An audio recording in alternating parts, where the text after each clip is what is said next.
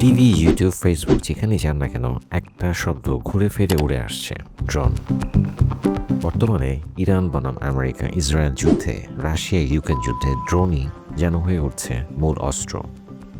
Drone বা unmanned Ariel vehicles হল মনুষ্যবিহীন আকাশযান, অর্থাৎ একটি উড়ন্ত যন্ত্র যা কোনো পাইলট ছাড়াই আকাশে অনায়াসে উঠতে পারে। সাধারণত রিমোট কন্ট্রোল দিয়ে চালানো হয়। অনেক আধুনিক ড্রোনে জিপিএস ক্যামেরা, এমনকি এআই আর্টিফিশিয়াল ইন্টেলিজেন্স থাকে, যার মাধ্যমে এটি নিজেই রাস্তা চিনে নীরবে নিঃশব্দে চলতে পারে। ড্রোন শব্দটি এসেছে ইংরেজি ড্রোন থেকে, যার মূল অর্থ হলো পুরুষ মৌমাছি, মেল বি।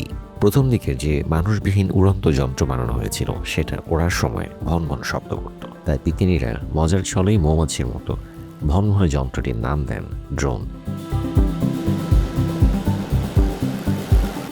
ড্রোনের ধারণা প্রথম আসে ওয়ার্ল্ড ওয়ার I সময়। 1917 সালে ব্রিটেনের অ্যারিয়াল টার্গেট এবং আমেরিকার ক্যাটারিং বাগ ছিল প্রথম দিকে ড্রোন। 1935 সালে ব্রিটিশ কুইন বি তৈরি হলে সেখান থেকেই ড্রোন নামটি জনপ্রিয় হয়। ওয়ার্ল্ড ওয়ার II-তে, অর্থাৎ দ্বিতীয় বিশ্বযুদ্ধের সময় ড্রোন মূলত টার্গেট প্র্যাকটিস ও পরীক্ষামূলক বোমা হিসেবে ব্যবহৃত হয়। সবচেয়ে গুরুত্বপূর্ণ ছিল রেডিও প্লেন OQ-2। এটা ছিল ইতিহাসের প্রথম মাস প্রডিউসড ড্রোন। কাজ ছিল আমেরিকান সৈন্যদের ট্রেনিং, টার্গেট প্র্যাকটিস। ভিয়েতনাম ওয়ারে ড্রোন প্রথমবারের মতো বড় পরিসরে নজরদারি ও গুপ্তচর বৃত্তিতে ব্যবহৃত হয়। চ্যানেলটাকে সাবস্ক্রাইব করে পাশে থাকুন।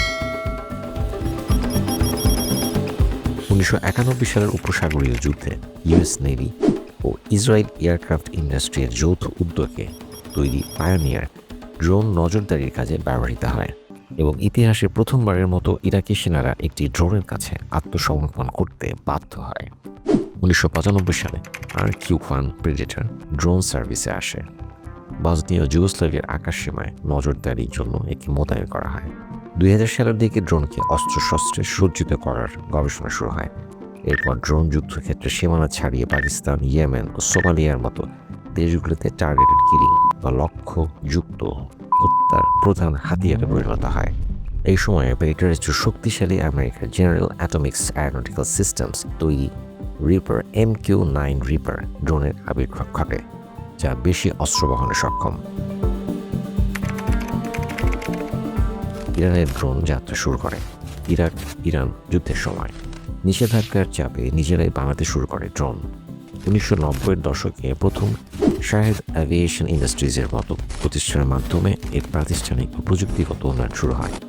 2011 সালে যুক্তরাষ্ট্রের উন্নত RQ-170 ড্রোনটি আয়ত্ত আনার পর ইরান রিভার্স ইঞ্জিনিয়ারিং বা অনুকরণে বড় সাফল্য পায়।